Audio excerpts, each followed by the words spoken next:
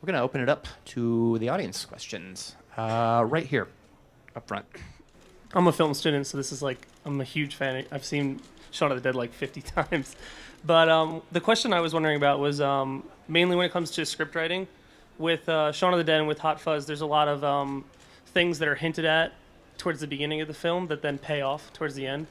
And I was curious how much thought that goes into that when you're writing the script, and how much of that carried over into The World's End.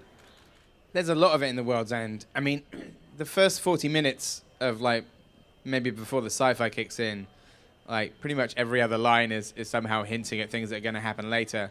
Now, not all of that you might get on a first watch, but we sort of, me and Simon are always inspired by movies. Like, a favorite movie of ours is Raising Arizona, which is a movie that when I saw it the first time, my immediate response was like, I love that. I need to see it again. And then I think I watched it about 6 times on VHS until I felt like I'd seen everything. So we really like that idea of doing foreshadowing and, like, omens that predict something that's going to happen in the movie. There's a lot of it in Shaun of the Dead and in Hot Fuzz. And then this, it really comes along in the story stage. In this one, we actually had, like, we knew that there was going to be a quest. We knew it was going to be 12 bars, and we knew the last pub was going to be the World's End. And then once we figured out what was going on in each bar, then we started naming the pubs after, like, what happens in the scene. And they're all real pub names, but they're supposed to be like tarot cards. Because I always look at those pub signs, and they're usually like, the name of the pub is a lot fancier than the sort of the shitty bar itself.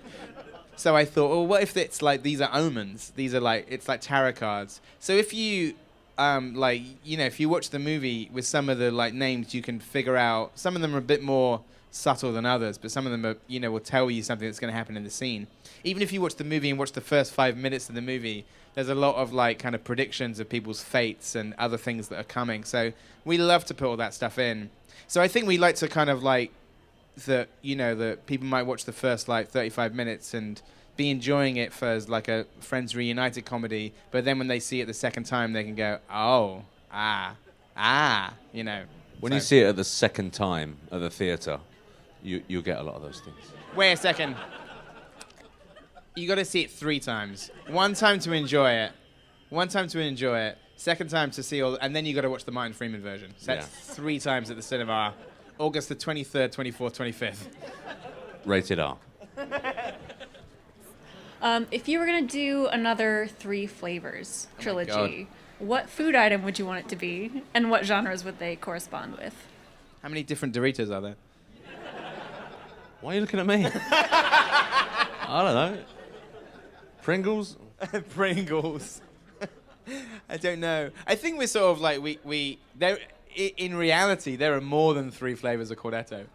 Now there are. Now there are. There used to only be 3, and we're going to stick to that. I think we're done with the ice cream after this I think one. Cornetto are really riding us for everything they can get, essentially. I think the sales of Cornetto went up 280,000% on the week of release. We get a penny, not a penny. I think we shot ourselves in the foot by not making the 3 colours Maserati trilogy, hoping that maybe they'd give us some product placement. Yeah, I think we want to make more movies together, but I think, you know, like this definitely exists as a trilogy. So, unlike Douglas Adams, there won't be a 4th and 5th in the trilogy, I don't think. That gentleman right there.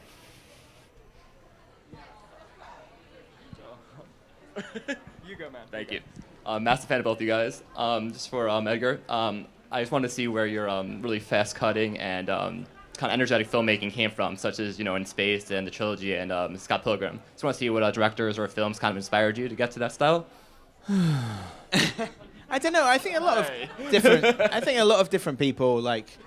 I guess I sort of like films that are visually more dense, but it's quite a diverse like list of filmmakers that inspire me. Like, you know, Scorsese does some amazing like fast cutting, like in Taxi Driver and like Goodfellas, and you know, Sam Raimi and the Coen brothers. I think sometimes, I mean, more in their early work actually, not in all of them. They're usually quite stately, but I don't know. I would sort of gravitate towards films that were like visually very dense, and I like that aspect.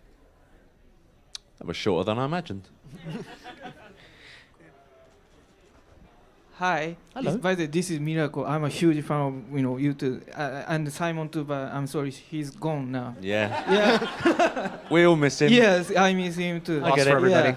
By the way, I have a It'd question. be a miracle if he's Yes, still alive. it's Miracle. You know. Yeah, I'm happy. By the way, I have a question for both. First, Nick, you're so funny always. I love your Star Wars shirt. By the way, The what? I love your Star Oh, Wars shirt. thank you very much. Yeah, that's great. But anyway, you're always funny, or you're funny in real life, or you're acting funny.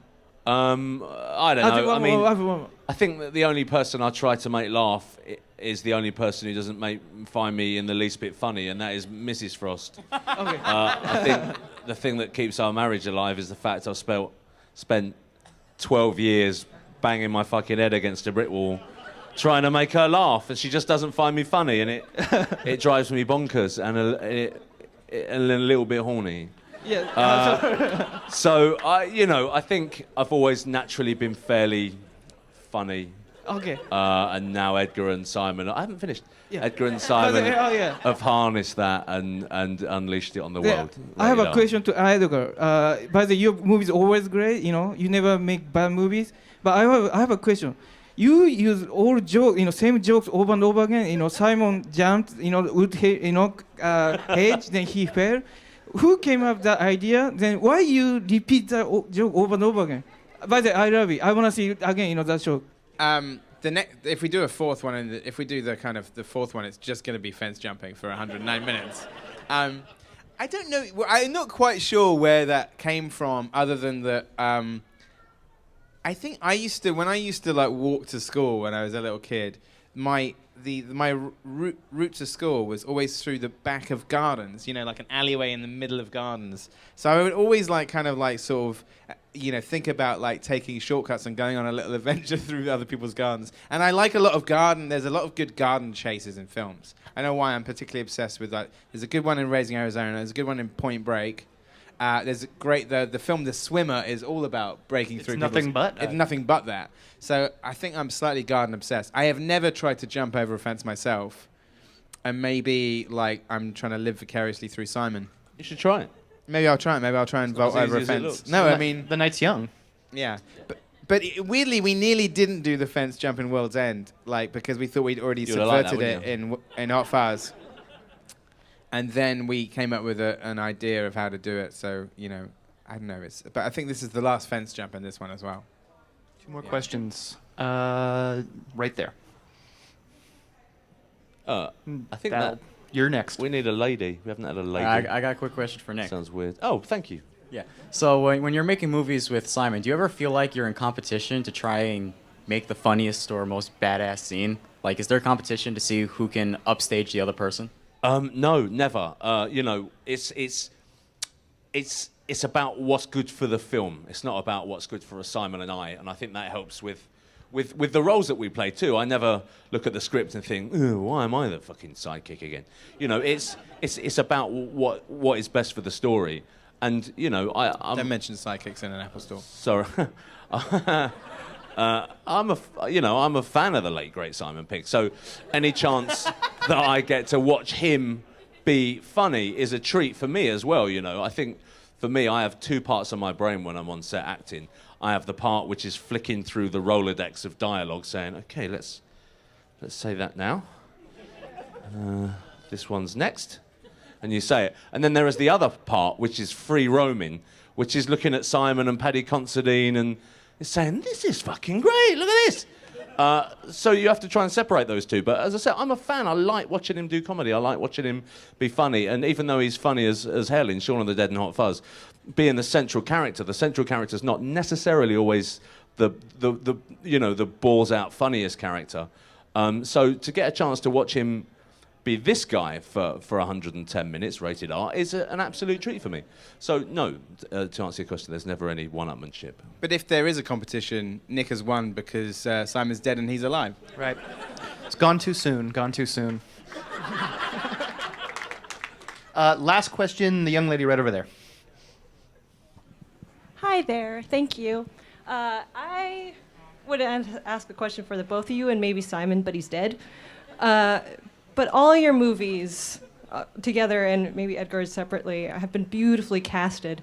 everybody was perfect for the role. And what is your process in finding these folks? Did you have them in mind as you were writing the characters? Like, not Nick necessarily, since he's defaulted.